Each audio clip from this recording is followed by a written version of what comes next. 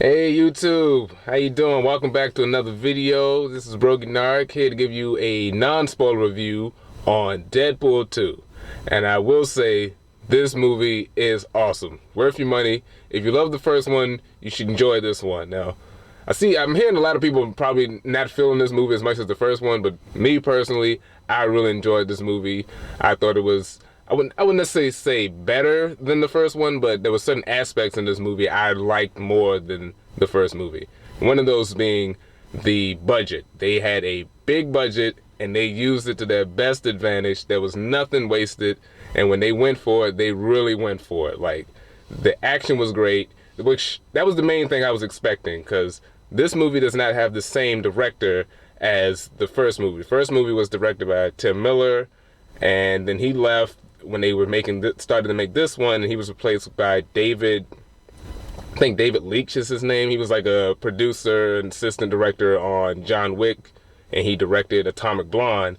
And he's also a stunt coordinator. He knows his action. So it was like, well, if this movie is not as funny as the first one, it's definitely going to have better action. Well, it has better action, and it's just as funny. And to my degree, is funnier than the first movie. They build upon certain things. They push the envelope even more than what they did in the first movie. Great, it's a great time.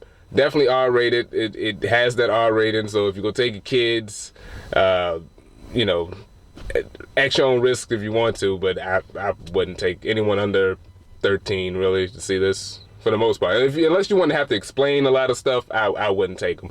But this movie was funny as hell. The cast is great. Josh Brolin as Cable is cool. He's really good. Like, I had a problem because he was smaller, and of course the movie points that out a number of times. Like, oh, he's not as big as the comics, but he kills it. He's awesome. Domino, Zazie Beetz as Domino, probably the best character in this movie. I liked her. She wasn't my favorite character, but I really liked her.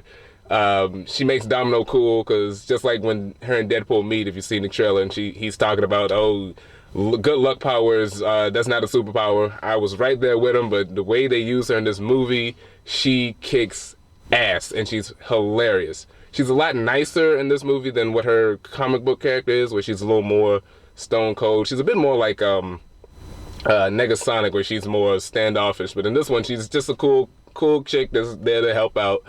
The X-Force team, okay, this is a non-spoiler movie, but the X-Force team is awesome. I will leave it at that. They are cool. Terry Crews, Louis Tan as Shatterstar, Billy Sarsgaard as Zeitgeist, and Peter as Peter. They're good. They do their thing, and I'll just leave it at that for non-spoilers. Colossus, my favorite X-Men character, is in this movie, and he kicks all types of ass. Like, he is awesome in this movie. Love seeing Colossus being cool. Negasonic is good. She does fight. She doesn't do that much in this movie like she did. She does even little. Sad to say, she does a little bit little than what she does in the first movie, but she's still cool. But the main things I love about this movie is the X-Men world, how they just continue to expand the world of X-Men. The costumes, the powers, the various characters they use, the side characters that they use. It's like someone actually read an X-Men comic book and used the elements of the X-Men in an X-Men movie. This is amazing. Like, we've been doing this since 2000, and it took them a while, but you know, they're starting to do that. Luckily, sadly, I guess, or luckily, they might be bought by Marvel, so that's silver lining. But all in all, this movie was great. The action, the kid, the main, I guess, sort of MacGuffin of this movie, the kid, he's funny. I've never seen him in anything. I think he's a New Zealander. I don't know his name, but he plays, I think he plays Russell is his name. He's fun. I was worried when seeing the trailers. I was like, oh, it's a fat kid and he's cursing. Oh, this could not be funny. But he's good. He's really good. Some people complain about him. I thought he was fine, and he brings some good emotions to the movie. Now, some negatives. There's a certain thing that happens at the beginning of this movie. I'm not going to spoil, but it's similar to a lot of action movies, even action sequels to a degree, where certain things happen that then forces the main character to go on a journey. I was a little disappointed, but the way it plays out, it works out. There's certain story elements that are very, very basic. And, you know, Deadpool, the movie knows this, so it plays on it, but that doesn't make it better. But, you know, this, you know, the whole Terminator thing, you know, guy from the future is coming to kill a kid. Guy who doesn't like kids now is forced to save a kid, you know, that whole trope. It's in the movie. The movie makes fun of it. But I'm fine with that. It's a basic story. It's not a deep story. It's not it's not a deep story. It's not trying to change your way of thinking about things. It's just, it does its thing and it plays it out and it does it very well. And it's a good palate, not cleanser, palate refresher after what happened with something as big as Infinity Wars. Then you can come to this smaller movie, get some laughs, get some jokes, get some shocks, get some oohs, get some ahs, and it's a fun time. Other things that other negatives. I mean, like with any comedy, some of the jokes hit, some of them miss. Most of them hit though for me, especially for me. Some of the best stuff is the special effects, like the way they use Deadpool's, the ability of him being able to not die, or the fact that he needs his powers in order to not die from cancer, they use that very well, which is something they did really well in the first movie. They do even more of it in this one, where, you know, he can take the damage, but, you know, keep fighting. They do some funny jokes, some great sight gags with it. It's you got to see it.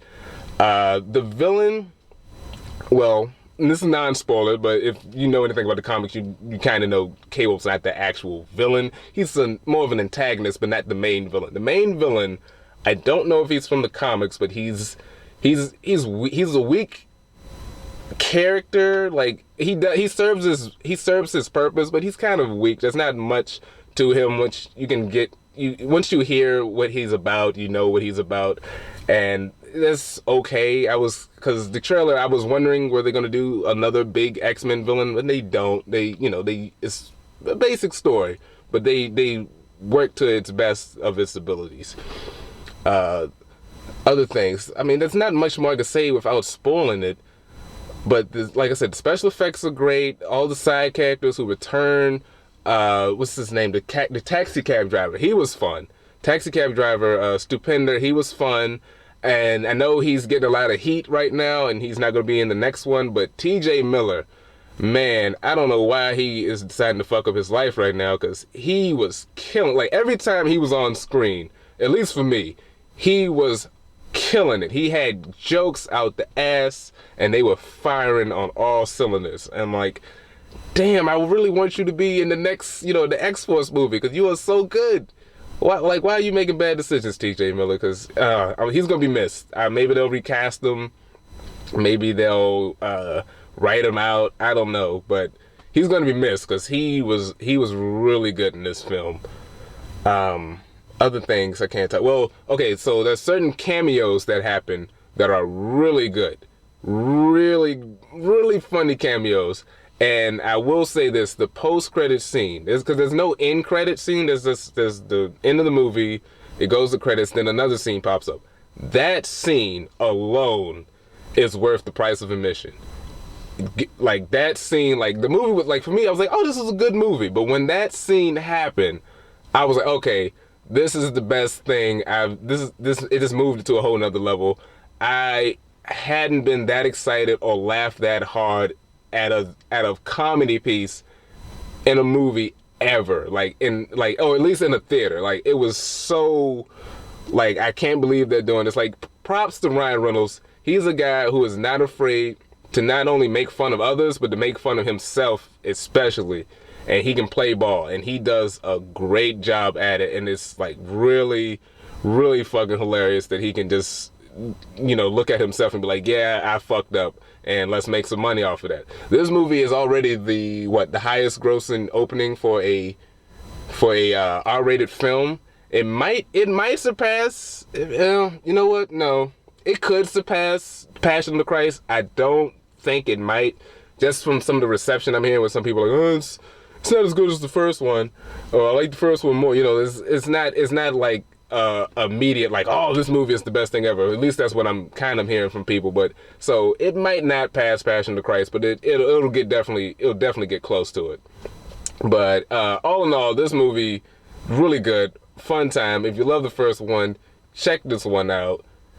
Just be ready to laugh, be ready to be amazed. Solid film. And I'm just going to leave it at that. This is the end of the non-spoiler movie, but leave me some comments in the comments section and like this video, subscribe to the channel, but don't post any spoilers in the comment section though. Don't do any punk ass shit like that. But we can do that for the spoiler video, which we'll be doing in a little bit. So thanks for watching, and subscribe to the channel and stay tuned for the non-spoiler review.